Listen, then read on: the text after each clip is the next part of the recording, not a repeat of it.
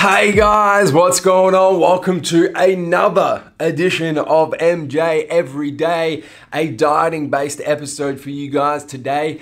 Bulking is dead. Now, the inspiration for this episode actually comes from a conversation I was having last Friday night with my youngest cousin. His name's Anthony. He's 20 years old at the moment, and he asked me, he said, Joseph, I really want to start building some muscle. I want to get bigger. I want to make some gains. How fat do I have to get to be able to put weight on, to be able to, gain muscle, to be able to build muscle? How fat do I have to get? And it got us talking about bulking and what bulking used to mean when I was his age over 10 years ago, and what we now know about caloric surplus and bulking, so to speak, with the information and the knowledge that has developed in the industry over the last 10 years, how we now look at bulking and building lean muscle. So I thought it'd be pretty cool to share this conversation and the kind of topics that we went through in this conversation with you guys, because I know that a lot of you who watch these videos are probably in Anthony's situation, late teens, early 20s. You started lifting at the gym and you're making some good progress, and now you just want to get big. You want to make those gains. You want to put on that muscle, and you might be a little bit confused as to how you actually get there. So back when I was in my late teens, early 20s, when I first got started with bodybuilding, the thinking regarding making gains, the thinking regarding bulking was to push yourself as far into caloric surplus as you possibly could, consume as many calories as you possibly could to maximize your body's ability to build muscle. So obviously you're training very hard, but in terms of the dieting side of things, it was literally, get enough protein and then just smash as much food as you possibly can. And don't worry about getting fat, because you deal with that when you're dieting for a contest, or you deal with that in your cutting phase. Just focus on getting every last ounce of muscle gain that you possibly can when you're bulking at whatever cost. So effectively, get fat for no other reason than to put weight on. And that was the thinking back when I was that age. And it really kind of spawned from, I guess, the top of the sport, because the top bodybuilders used to do that.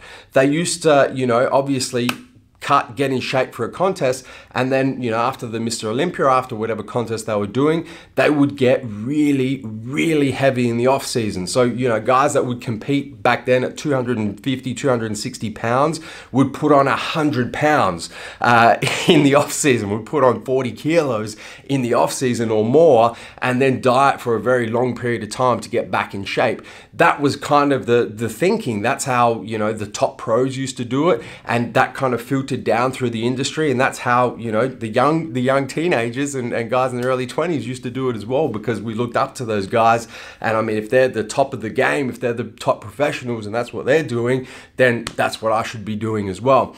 What we now know, and what's developed over the last 10, 15, 20 years, is that there's really no need to put on excess weight for the sake of putting on excess weight. And you can make exactly the same amount of gains being in a very slight caloric surplus, so that your body does have the building blocks to maximize your training stimulus and actually build muscle, rest, recover, and repair muscle tissue and build that muscle.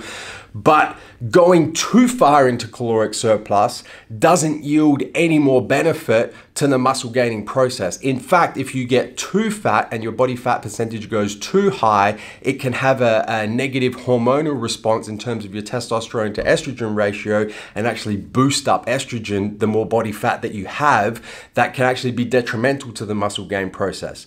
So what we've now learned is that the old school theory of bulking at whatever cost and getting as heavy as you possibly can and going so far into caloric surplus and kind of not worrying about it and just eating everything you can possibly eat to put on weight, even though a lot of that weight isn't good weight, it's body fat, is out.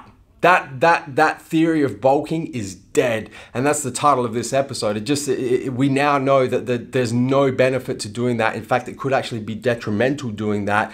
And then the method now is to get into a very slight caloric surplus so that you are giving your body the building blocks to build that muscle, but you're not consuming so many calories, you're not so far into caloric surplus that your body starts putting on unnecessary body fat, and putting on too much body fat can actually be detrimental to the muscle gaining process.